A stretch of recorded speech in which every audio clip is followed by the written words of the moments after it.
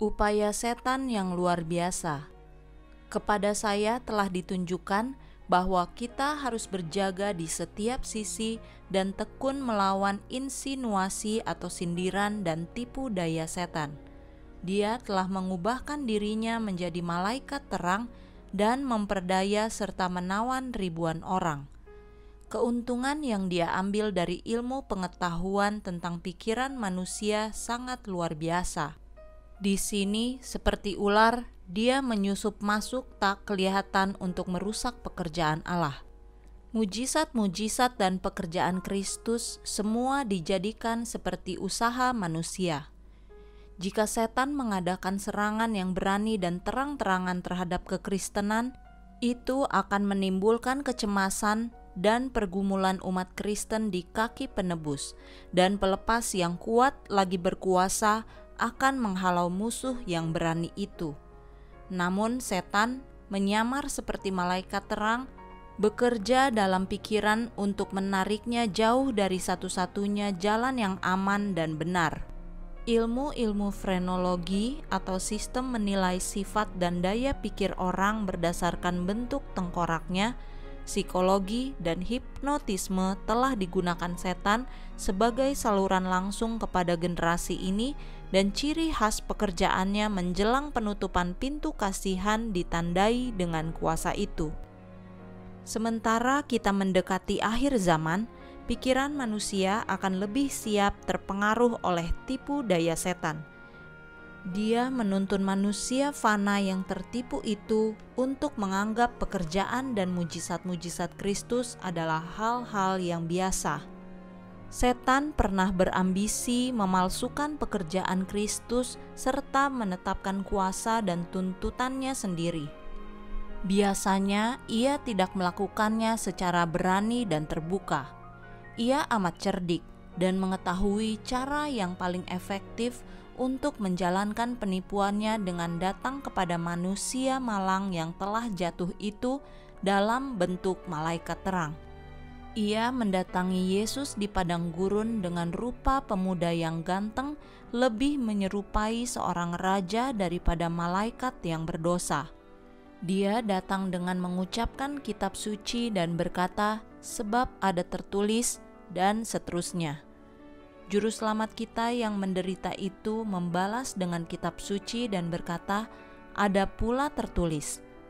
Setan mengambil kesempatan ketika Kristus lemah dan menderita. Ia mengenakan sifat manusia pada dirinya. Bahaya percaya pada diri sendiri.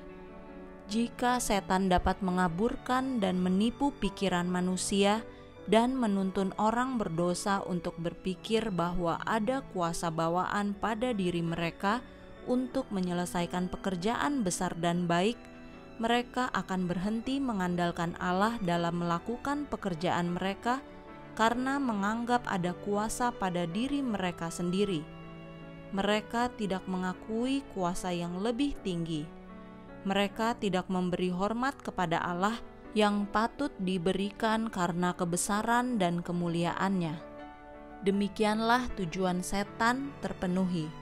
Dia bergembira karena manusia berdosa dianggap meninggikan diri sendiri, sebagaimana ia telah meninggikan diri di surga dan terusir keluar. Ia memahami bahwa kebinasaan manusia pasti sama jika meninggikan diri seperti pengalamannya dulu. Merusak kepercayaan.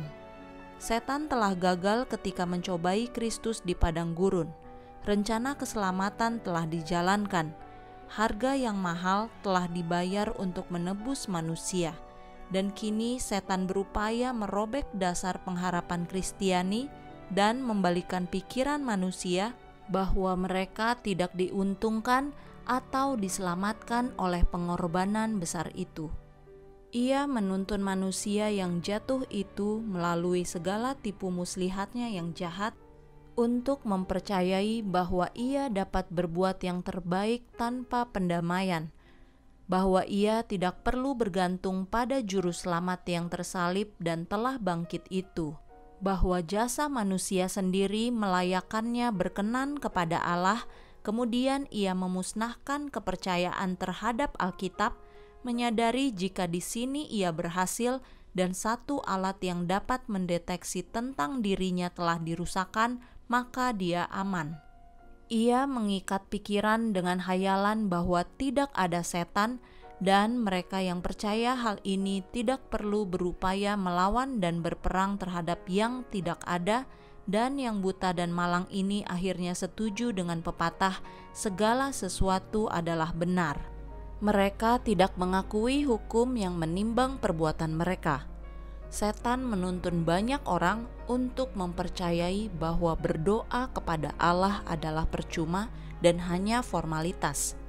Ia sangat memahami betapa pentingnya meditasi dan doa untuk menyadarkan para pengikut Kristus melawan kelicikan dan penipuannya.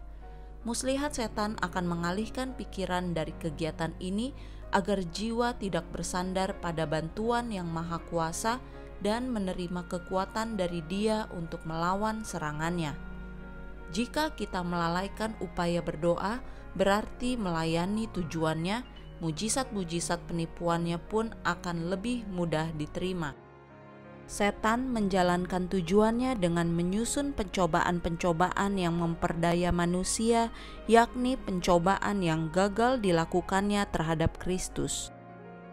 Kadang-kadang ia datang sebagai orang muda yang manis atau bayangan indah. Ia menyembuhkan dan disembah oleh orang-orang yang sesat dan dianggap pemberi berkat kepada manusia. Mengendalikan pikiran. Kepada saya ditunjukkan bahwa setan tidak dapat mengendalikan pikiran kita kecuali kita menyerahkan diri pada kendalinya. Mereka yang meninggalkan kebenaran kini berada dalam bahaya besar. Mereka memisahkan diri dari Allah dan pemeliharaan para malaikatnya, dan setan yang senantiasa siap siaga untuk membinasakan jiwa-jiwa mulai menyajikan muslihatnya, maka mereka berada pada jurang bahaya. Dan jika mereka sadar dan berupaya melawan kuasa-kuasa kegelapan dan melepaskan diri dari jerat-jerat setan, itu bukanlah hal yang mudah. Mereka telah berada di wilayah setan dan tentu ia menuntut mereka. Ia tidak akan ragu-ragu berupaya sekuat tenaga dan memanggil para malaikat jahat membantu merenggut seorang pun dari rangkulan Kristus.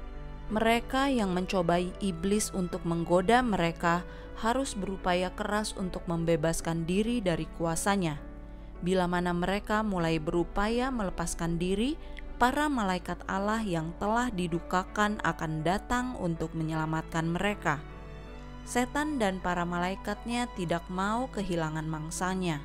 Mereka berjuang dan berperang melawan para malaikat suci, dan pertentangan ini sangat sengit.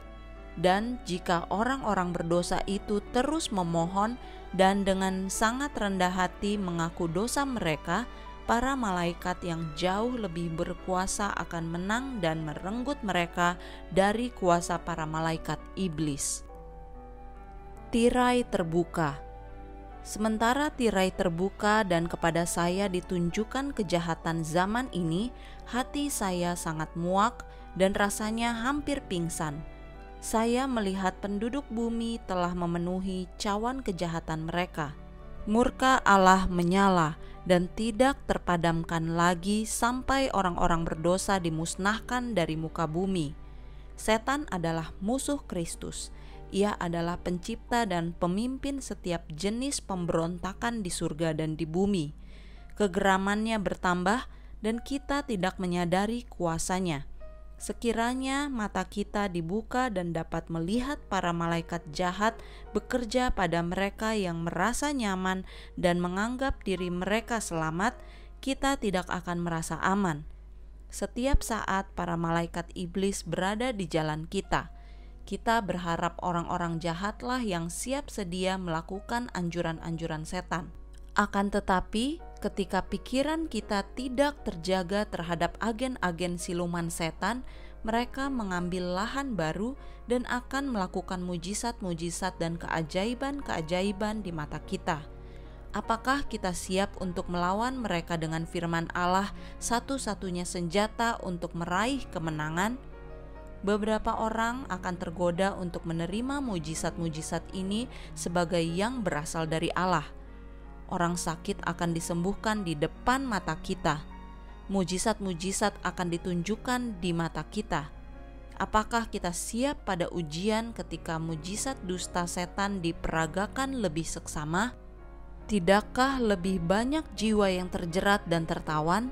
Berbagai kesalahan, penyimpangan dari ketetapan-ketetapan dan hukum-hukum Allah, dan mendengar dongeng adalah mencocokkan pikiran pada mujizat-mujizat dusta setan ini. Semua kita harus berupaya mempersenjatai diri pada pertarungan yang akan segera kita tempuh. Percaya pada firman Allah, menghidupkan dan belajar dengan doa adalah pelindung dari kuasa setan dan akan memunculkan kita sebagai pemenang melalui darah Kristus.